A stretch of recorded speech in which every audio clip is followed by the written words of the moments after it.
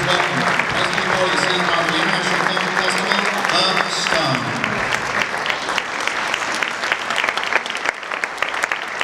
Cheer for Marty Scorsese.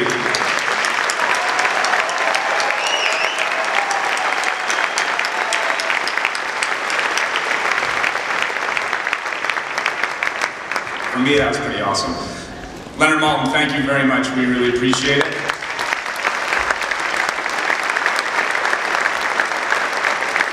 It's my honor to introduce the presenter of the American Riviera Award, an Academy Award winner and former Santa Barbara International Film Festival Award winner himself, the acclaimed actor of stage, screen, and occasional television project. I want to talk just for a minute about Sir Ben Kingsley, because he has an incredible body of work himself, and I'm not going to talk very long, I promise, but what amazes me about Sir Ben is his ability to work in all different areas of film. He is a huge supporter of independent film. I just mentioned Sexy Beast and The Whackness, films that, but for film festivals, some of us might never have known. Culturally significant films, such as Schindler's List and Gandhi, for which he won an Academy Award. And of course, being here tonight, he's worked with Marty Scorsese in 2 different films, Shutter Island, and as we just saw, Hugo. So, it's my honor and pleasure to introduce a man that I'm lucky enough to call a friend, Sir Ben Kingsley.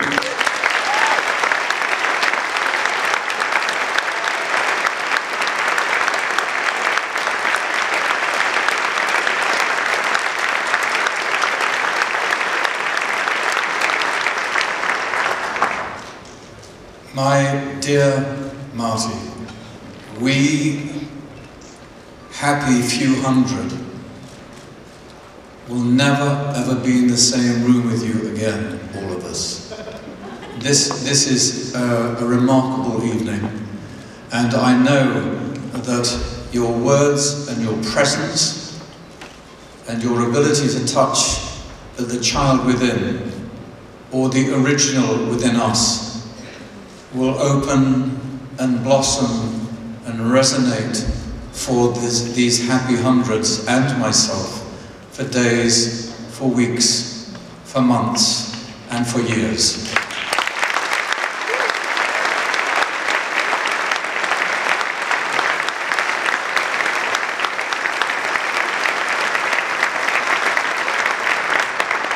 I'm fully aware that the very greatest of my peers, as we've seen, owe some of their finest and most indelible moments on the screen to you, Marty. And some of them owe their very careers to you, Marty.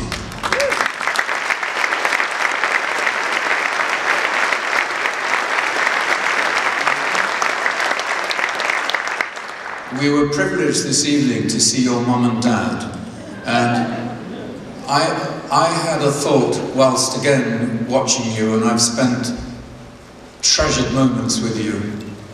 When God made you, He placed your ego in the most extraordinarily sublime space, because you are able, with that prism inside your soul, to see the original us, to touch the child within, and to recognize it with enormous tenderness, enormous confidence, and enormous compassion. Let me speak as an actor now. What differentiates you, Marty, from the other greats of your peers is that when an actor first sits down over coffee or mineral water or dinner, you are immediately embraced by your capacity to see the original, to see the child within. The number of times the word trust has come up this evening, and that is exactly what it is. I have had the privilege of talking about you, Marty, for the past few months, and I've had occasion, when asked, what is it like to be directed by Mr. Scorsese? And I answer, and I now must qualify this answer, he directs like a lover. Because when you are loved, you are beheld by an all-seeing, all-knowing eye that has your every move, your every gesture, and your every contribution as an actor as the highest priority.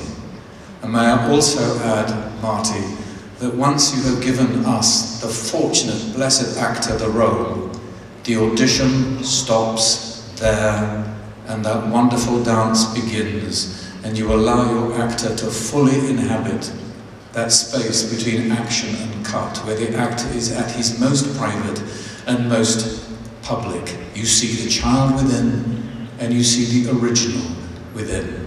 When I worked with you, Marty, I was so confident that I could recall a childhood memory.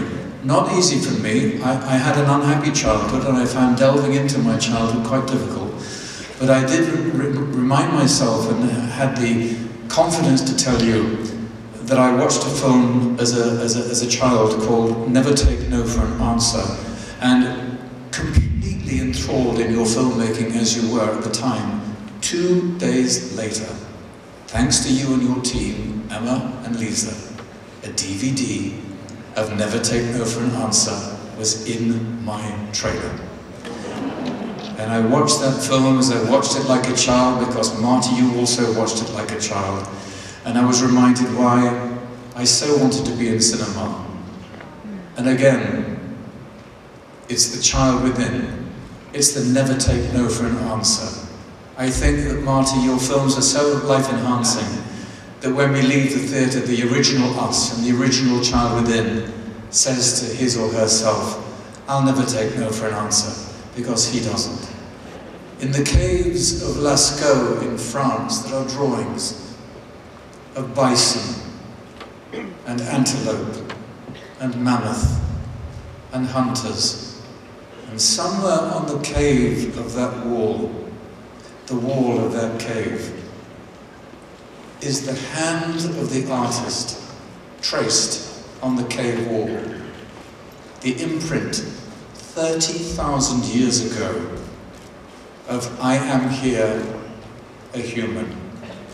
And I'm confident enough to know, through your great contribution to our culture and our lives, that your handprint is on everyone's heart in this room and millions of people outside of this room. And for them, and for all my fellow actors, and for all who love you, it is my profound honor to be the man chosen to present to you the Riviera Award of America. From Santa.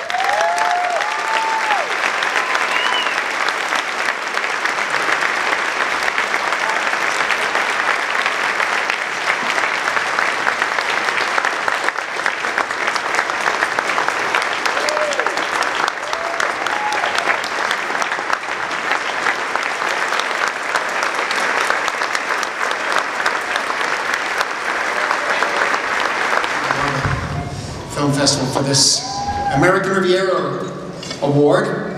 And also a great thanks to Sir Ben Kingsley. Ben, I must say, you know, working with Ben, particularly as Méliès, as George Méliès, when they say the actor inhabits a role, it's true, but not to the extent that I've experienced as I have with Ben, particularly in this case with George, because once he got the look, once we got the makeup, and once he had the posture, the body language, and even the idea of padding in certain parts of his body to make him feel stooped in a way, and then losing it later at the end when he says, "Come and dream with me," like he's alive again and young. All of this became, we were really, in a sense, hanging out with George. He was real. Very, very, very real. In fact, actually, Helen, my wife, at one point, I don't know if you know this, Ben, but in the tent, you came and sat down next to me and next to Helen. And we were talking, etc., and we were doing with the French accent, possibly a little bit. And later, you got up and you went in front of the camera and working, and finally she told me, she says, "Who was that?" I said, "Ben." She actually didn't realize. She goes, "I really thought it was an older gentleman that you have." And no, it's George, for God's sakes. You know, we just had dinner the other night. But it was that extraordinary. And you really felt it, you felt a warmth and a love from him as George that was just really remarkable, particularly with working with the children, because the children were, you know, we had it was in the particular film in Hugo. I think it's the first film I've done where the boy, I think, is in almost every scene, and so we were very. You still had 2 11, 12-year-old kids on the set, and we only had 4 hours a day to shoot them because of the rules there in England at the time, and non-consecutive time. So we had to move quickly. But you know, George and Isabel, all of this, they bonded together, and it was really quite moving. And the real gift, Ben, is to have worked twice with you so far. That's the real gift. On Shutter Island and on Hugo. So I thank you so much again for doing this. Thank you. You know, of course, when we were making Hugo, I had seen many of the Méliès films over the years, but we looked at a lot of the new, the Méliès films anew. There's a DVD set available. He had made over 500 films, and I think around 1897, 1896 to 1913. There's about 250, maybe more, that exist now. In fact, in Paris a few weeks ago, the head of the Cinematheque told me that they just found 4 more. So at the event, I said, "Well, what are they?" He said, "I don't know, we haven't run them yet." So, there's so many, and they're still turning up. They're still turning up. But the thing about these films, when we looked at them, was that they didn't seem to be, especially on the big screen, they didn't seem old in any way. They seem new, particularly when I showed them to my daughter and her friends. They watched many of them with me, and to the children, they were new again, because they have a special quality to them. Also, someone has described them as if an illuminated manuscript has come to life. And that's a beauty, and don't forget he became the darling of the surrealists and the Dadaists in the 20s too. But I think seeing these films that were made almost 100 years ago still appear to be new to you. It reminds you, when you look at a film, I think the same is true of any art form, but when you look at a film repeatedly and the perception is there, you have the perception to experience it again anew. It is like a new film. It is something completely new. And that's why cinema keeps, in a sense, being enriched. When you see a film, if you'll see something 20 years later, it's the same film, but somehow it's changed. You know, everything we did on Hugo was new for me.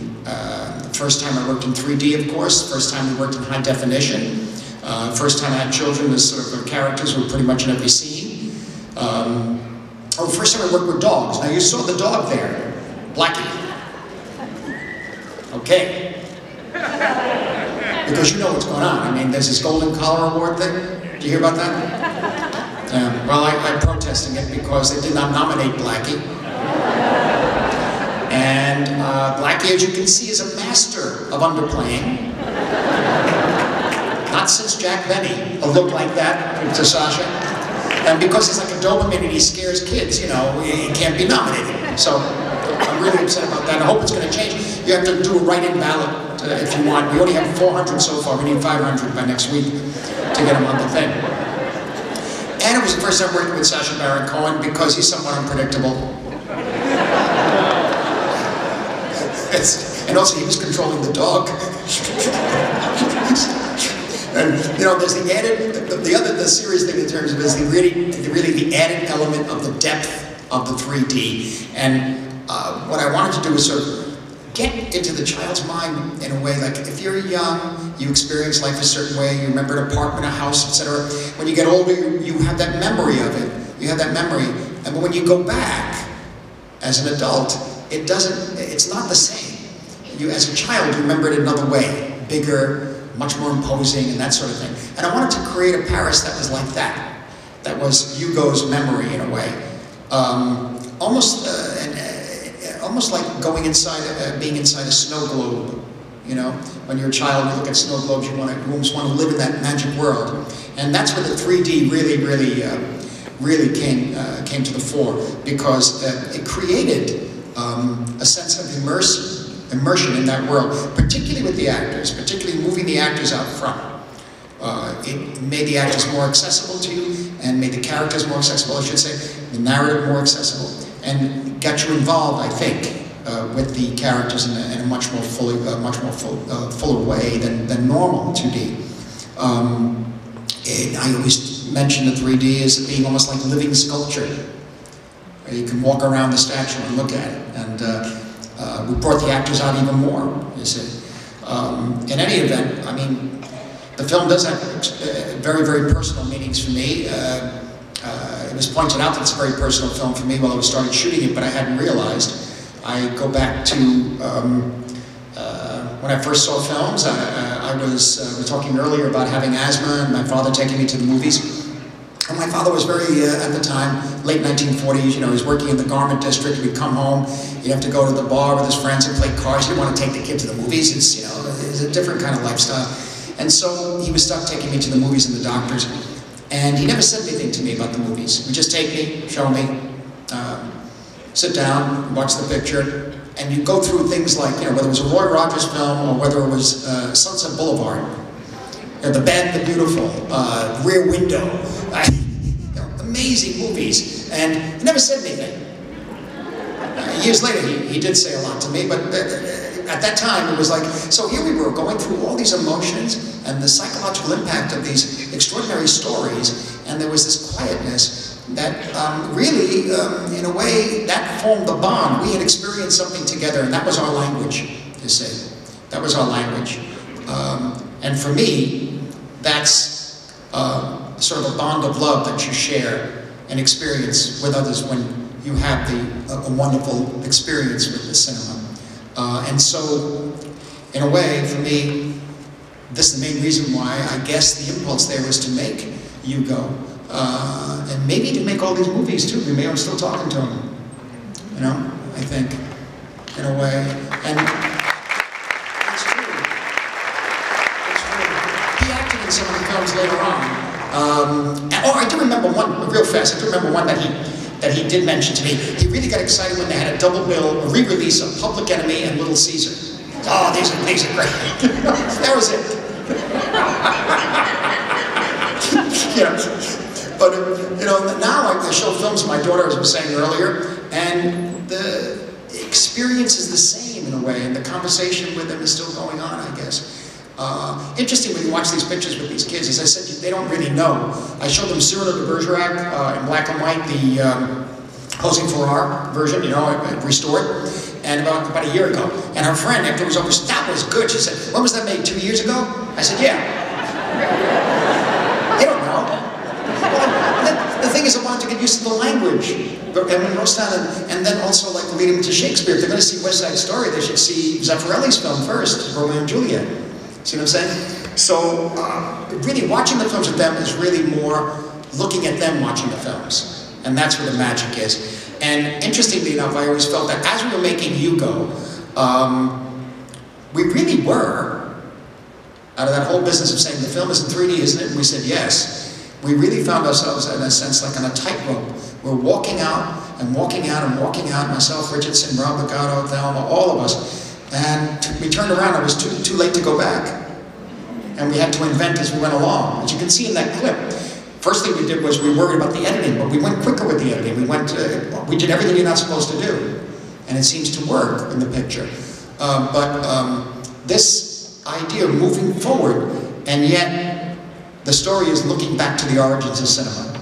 And that's something that is, I find, remarkable, because with all this new technology that we had on the set, in fact, the camera, the rig was, it's not a camera, there were 2 Alexa cameras, and there was this big thing in between, and it had a lot of wires coming out, and some of them were color, like green, red, whatever. And you could move the cameras around, one for the left eye, one for the right eye. So that it was like a trick, really, because I'm a short person, and there was a lot of people on the crew, and they're very big. And it was a big set, and it took me a while to get, like, where's the camera? I had to get there, and I kept tripping over something, and I kept, finally, the second week, I said, what the hell is that? And they said, that's the camera. Now, I mean, I knew it was the camera, but quite honestly, when it was down on the ground,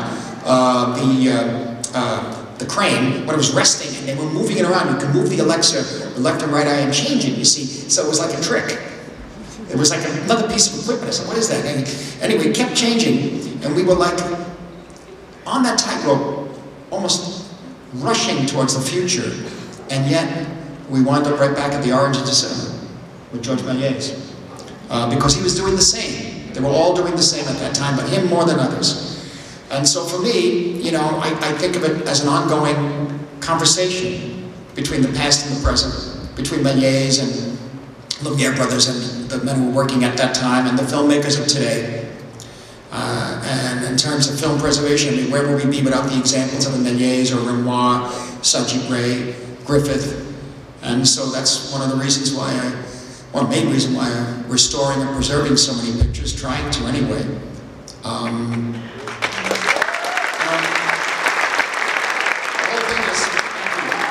whole thing is, you know, if we ignore the past and we let it deteriorate, what would happen? I mean, there'd be nothing really, nowhere, no past, no future, just maybe a gray and sad, impoverished present.